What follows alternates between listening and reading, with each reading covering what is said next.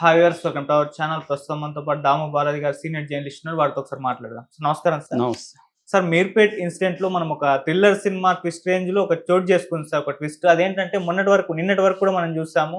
ఆ భర్త భార్యని ముక్కలు ముక్కలుగా నరికేశాడు, కుక్కర్ లో వేసి ఉడికించేశాడు, ఆధారం లేకుండా చేశాడని చెప్పేసి వార్తలు వచ్చాయి. ఇవాళ నుంచి ఒక న్యూస్ ఏంటంటే సార్, అసలు హత్య జరగలేదు, ఇది కేవలం తప్పిపోయింది, మిస్ అయింది. ఆ మిస్సింగ్ కేసుగానే పోలీసులు కూడా పరిగణించారు, ఆ వేలోనే ఇన్వెస్టిగేషన్ చేస్తున్నారని చెప్పేసి ఆ కథనాలు వెలువడుతున్నాయి. ఇందుకు పోలీసులు కూడా దీన్నే ధృవీకరించారు. వాళ్ళు కూడా హత్య అని ఎక్కడ చెప్పలేదని కూడా అంటున్నారు.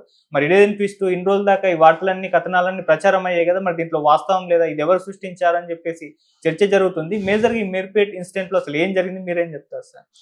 మీర్పేట్ దగ్గర 16వ తేదీ హత్య జరిగినట్టుగా 18వ తేదీ కంప్లైంట్ ఇచ్చారు పోలీసులకి.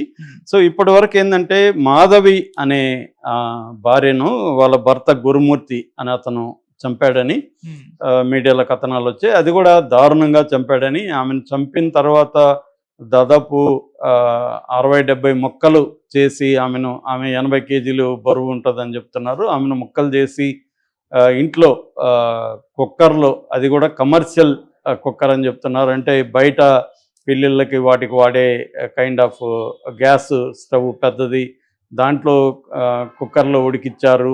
ఆ తర్వాత ఎముకలన్నిటినీ కాల్చి ఆ స్టవ్ మీద కాల్చి దాన్ని రోకలతో కొట్టి పొడిగొట్టి, కొంతేమో డ్రైనేజీలు వేసాడని ఒక అతను, కొంత బాత్రూంలో ఫ్లషింగ్ చేశాడని ఒక అతను, ఇంకొంత మిగిలిన దాన్ని తీసుకెళ్ళి అక్కడ పక్కన జిల్లెల కూడా చెరువు ఉంది, ఆ చెరువులో కలిపాడని ఒక కథనం వచ్చింది. దాని తర్వాత ఇంకొక కథనం ఏమొచ్చిందంటే, అంటే ఇతను 16వ తేదీ ఈమెను చంపేశాడు. పిల్లలు అప్పటికి వాళ్ళ అమ్మగారింట్లో. వీళ్ళది ఏంటంటే భార్యాభర్తది ఇద్దరిది కూడా ప్రకాశం జిల్లాలో రాచర్ల మండలంలో జేపీ చెరువు అనే గ్రామం. ఇద్దరిది కూడా 13 ఏళ్లకు ముందు పెళ్ళయింది. వీళ్ళకి బాబు పాప ఉన్నారు. ఈ బాబు పాప సంక్రాంతికి వాళ్ళ అమ్మగారింటికి వెళ్ళారు. వెళ్ళిన తర్వాత ఈయన ఇద్దరే ఉన్నారు. ఈమెని 16వ తేదీ చంపేశాడు. చంపినాక ఇవన్నీ చేశాడు.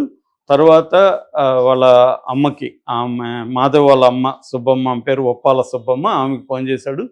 ఫోన్ చేసినప్పుడు ఇలాగా జరిగింది, ఆమె కనబడలేదు, మాకిద్దరికి గొడవ జరిగిందని చెప్పాడు. ఆమె వచ్చింది. వచ్చినాక ఇద్దరు పోయి మీర్పేట పోలీస్ స్టేషన్లో కంప్లైంట్ ఇచ్చారు. ఆ తర్వాత పోలీసులకి డౌట్ వచ్చి సీసీటీవీలు అవన్నీ పరిశీలించిన తర్వాత ఇతని మీద డౌట్ వచ్చి ఇతన్ని తీసుకొని ప్రశ్నిస్తే ఇతను నేనే చంపేశానని చెప్పాడు. ఎలాగో చంపాడు అనేది కూడా చెప్పారు. దాని తర్వాత వీళ్ళు బ్లూ రేస్ ద్వారా ఇన్ఫ్రారెడ్ ఇవి వాడి, కిరణాలు వాడి, దాన్ని అక్కడ ఉన్న మైన్యూట్ వెంట్రుకలు, రక్తము శాంపుల్స్, డిఎన్ఏ సెలెక్ట్ చేశారు. దాంట్లో పిల్లల డిఎన్ఏతో పోలుస్తున్నారు. ఇవన్నీ కథనాలు బయటకు వచ్చాయి.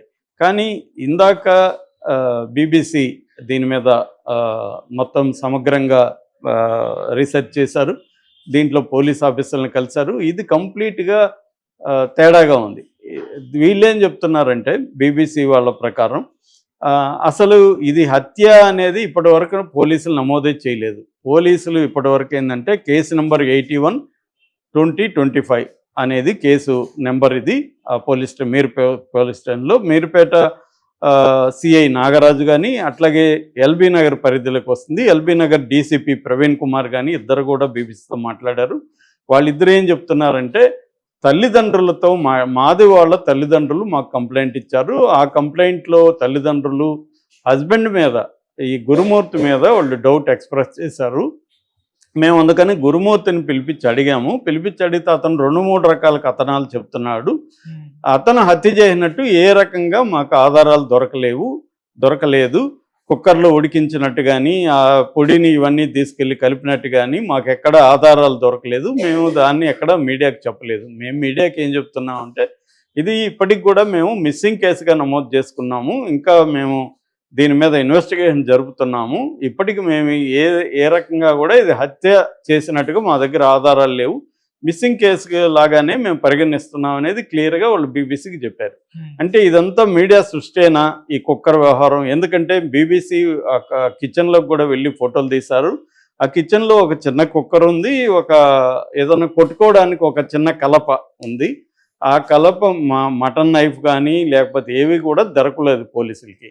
ఆ కుక్కర్లో ఉడికించడం కూడా 80 కేజీల మాంసాన్ని మరి ఎంతసేపు ఉడికిచ్చాడు? ఉడికిచ్చే పక్కన వాళ్ళకి డౌట్ రాదు. ఇదేంటంటే ఒక ఇండిపెండెంట్ బిల్డింగు, మొత్తం 4 ఫ్లోర్లు ఉన్నాయి. వీళ్ళు మూడో ఫ్లోర్లో వెనక వైపున ఫ్రంట్లు కాకుండా వెనక వైపున వీళ్ళ ఇల్లు, ఫ్రంట్లో ఒక ఇల్లు ఉంది.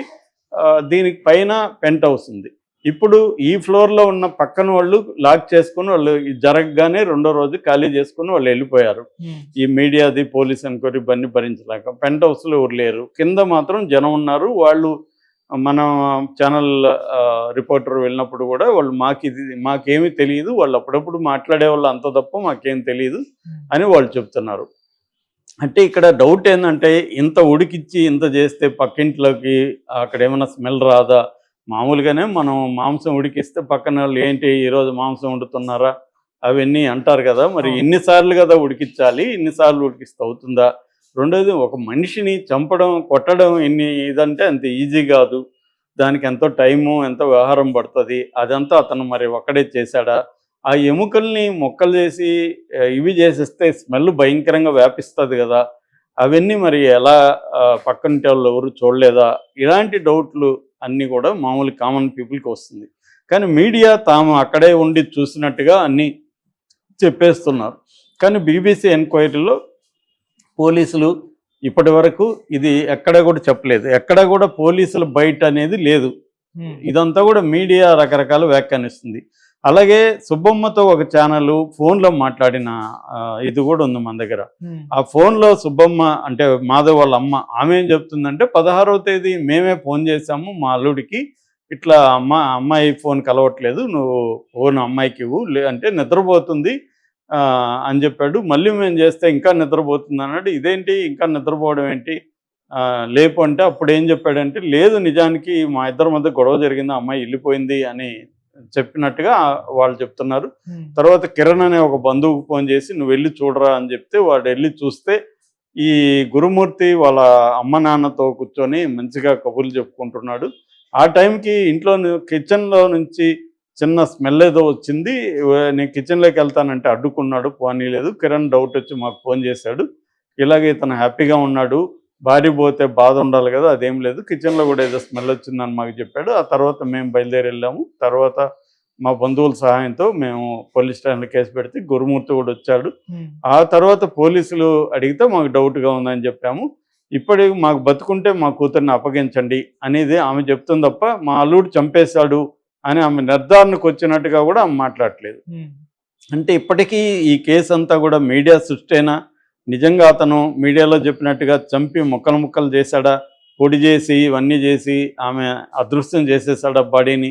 అది సాధ్యమా అనేది ఇప్పటికి ఇంకా డౌటే. ఎందుకంటే పోలీసులు దీని మీద ఒక మీడియా సమావేశం ఏర్పాటు చేసి సమగ్రంగా కేసు చెప్తే తప్ప ఇవన్నీ తెలియవు. ఎందుకంటే ఇది జరిగి కూడా ఇప్పుడు 18 అంటే ఈరోజు 25. ఇన్ని రోజులు గడిచిన 1 వీక్ గడిచినా కూడా పోలీసులు ఎందుకు దీని మీద చెప్పట్లేదు? ఎందుకంటే ఇలాంటివి స్పెక్యులేషన్స్ జరుగుతూ ఉంటే పోలీసులు దీన్ని ఆపాల్సిన అవసరం ఉంది. ఎందుకంటే ఇది ఇతనేదో పెద్ద డబ్బున్నోడు కాదు, దీని వెనక ఏదో ఒక పెద్ద మాఫియా లేదు, పోలీసులకి ఫర్దర్గా ఇన్వెస్టిగేషన్కి ఇబ్బంది కూడా లేదు. వాళ్ళు చెప్తే ఈ స్పెక్యులేషన్స్ ఉండవు. లేకపోతే ఏంటంటే రోజుకొక కథనం నడుస్తూ ఉంటుంది. ఇవన్నీ కూడా వాళ్ళు చెప్పారు వీళ్ళు చెప్పారు అనే కథనాలు తప్ప అఫిషియల్గా పోలీస్ కథనం అనేది దీంట్లో లేదు. అట్లాగే ఆమె వాళ్ళ మదర్ కూడా పేరెంట్స్ కూడా ఆరోపించట్లేదు ఇతనే చంపేశాడు అని కూడా గట్టిగా వాళ్ళు చెప్పట్లేదు. సో మిస్సింగ్ కేసు అంటున్నారు. ఇప్పటికి కూడా మిస్సింగ్ కేసు, హత్య కేసు అని చెప్పట్లేదు. నిజంగా వాళ్ళ భర్త గురుమూర్తి కానీ మీడియాలో వస్తున్నట్టుగా తానే చేశానని చెప్పుంటే ఇమీడియట్గా పోలీసులు దాన్ని బేస్ చేసుకుని హత్య కేసుగా నమోదు చేసేసేవాళ్ళు. కానీ హత్య కేసు కాదని చెప్తున్నారు, ఇప్పటికి కూడా మిస్సింగ్ కేసు అని.